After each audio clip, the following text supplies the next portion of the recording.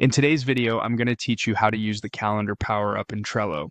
By the end, you'll know exactly how to turn on the calendar so you can see your Trello cards organized by due date, all in one place.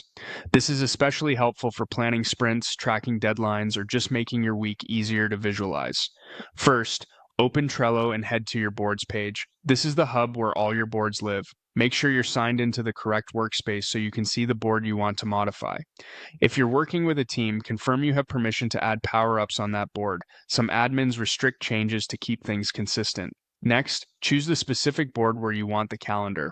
Pick the one that already has the cards and due dates you care about. If you don't see any due dates yet, don't worry. Enabling the calendar now won't break anything.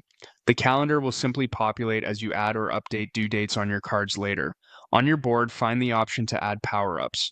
Depending on your layout, you'll see an Add Power-Ups button in the sidebar or under the board's menu. Click it to open Trello's Power-Ups directory. This is where you can enhance your board with extra features. If you're in a shared workspace, the catalog may look slightly different, but the process is the same. In the directory, use the search bar to type calendar.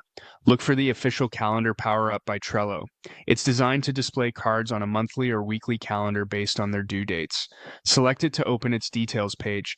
Here you can quickly review what it does and any plan requirements or permissions your workspace might need.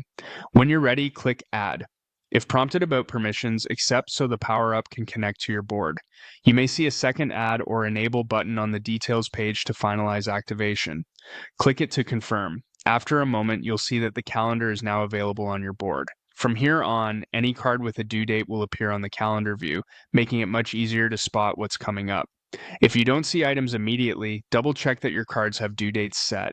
You can always return to the Power-Ups area to adjust settings or remove it later if your workflow changes. That's all there is to it. Simple, fast, and incredibly useful for staying on top of deadlines.